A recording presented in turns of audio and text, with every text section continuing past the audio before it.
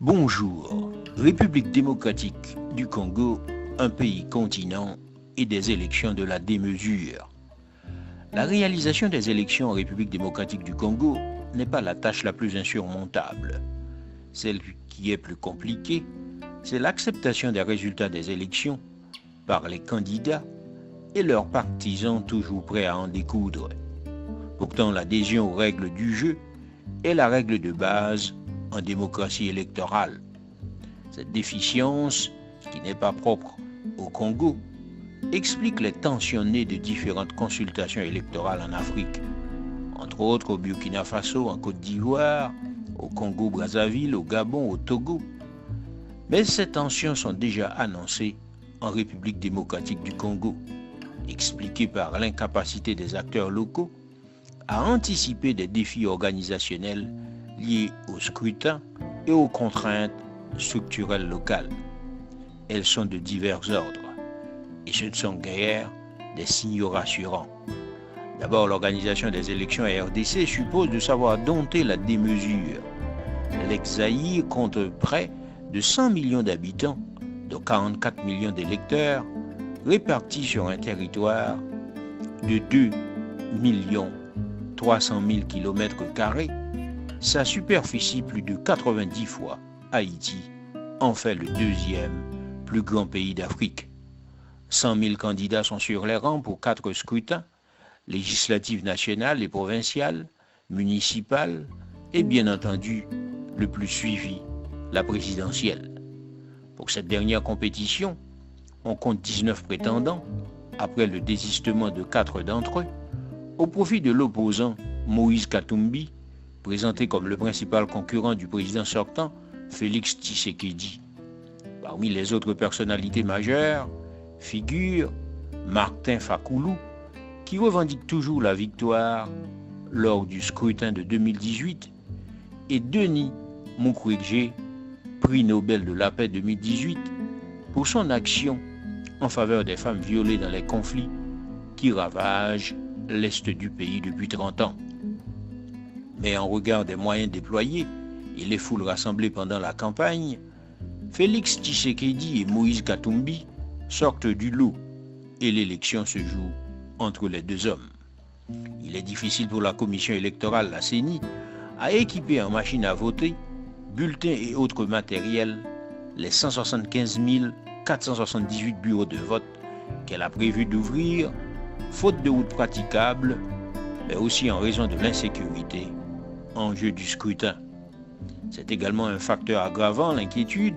Une rébellion, le M23, soutenue par le Rwanda voisin, alimente un climat de tension depuis 2 ans et empêche aux habitants du territoire du Nord Kivu de participer au vote. À ce sujet, Human Rights Watch explique dans un récent rapport que plus de 1,5 million de Congolais ne pourront pas voter dans les zones affectées par les conflits et que des millions de personnes déplacées pourront également être dans la capacité d'aller voter. Justement, selon les premières indications, je cite, c'est une catastrophe. Plus de 70% des électeurs ont été dans l'impossibilité de voter, fin de citation, explique Bob Kamamba, professeur à l'ULiège et présent à Kinshasa en tant qu'observateur. Ce n'est qu'un premier rapport couvrant uniquement les chefs-lieux. On ignore ce qui s'est passé, poursuit le professeur à l'ULiège, dans le reste du territoire où la situation serait plus grave. Ensuite, l'inquiétude est grande au vu des discours de haine tenus pendant la campagne qui augmentent les risques de violence entre communautés.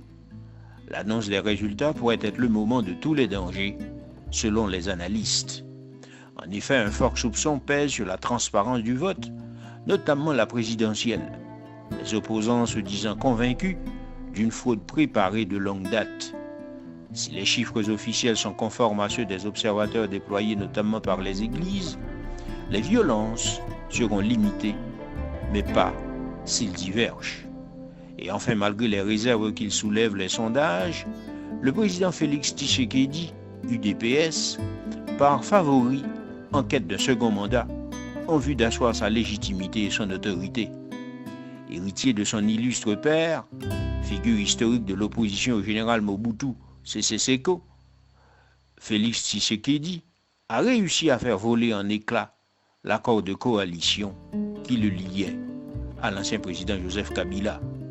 Attendant les résultats au 31 décembre, on peut se demander que peuvent changer les élections dans la vie du Congolais. Aucun changement, puisque le modèle de développement du Congo est celui de la prédation des ressources locales et l'enrichissement des élites corrompues. La RDC regorge de tous les métaux rares du monde et illustre l'hypothèse de la malédiction que soulèvent les économistes. La RDC relève d'un gâchis et se classe toujours 164e sur 174 pays à l'indice de développement humain des Nations Unies. Et la vie est toujours aussi dure pour les Congolais. La corruption continue d'empoisonner le climat des affaires. Son bilan, en termes d'espace démocratique, est également mitigé avec des arrestations d'opposants et de journalistes à l'approche des élections. Haïti éprouve de l'admiration pour ce pays frère qui a accueilli dans le cadre d'un programme des Nations Unies des milliers d'éducateurs haïtiens pressés d'inculquer aux Congolais les bribes du savoir. On pense à Daniel Talleyrand, fondateur de la faculté de médecine, Renel Cantave, Simon Anselme, Hérold Desilles, Evelyne Durand, Jean-Claude Michaud, Jean-Louis Noisin, Fontaine, Jocelyn, Maurice, Ferdinand Joseph, Ligondé, Peck, etc. Et comme le souligne le professeur Camille Couillou dans son livre Les Haïtiens au Congo, il s'agissait pour les Haïtiens, je cite, de servir cette grande cause qui était la réhabilitation d'un continent d'où ils étaient eux-mêmes originaires, était non seulement gratifiant pour de nombreux intellectuels, mais aussi un devoir sacré. Fin de citation. Certains Congolais en sont reconnaissants envers Haïti, un morceau de l'Afrique, égaré dans la Caraïbe, qui de son côté a raté l'occasion de se réconcilier avec le continent, l'alma mater, à travers des échanges culturels, économiques, avec la République démocratique du Congo. Jacques Nézira du Cosmos.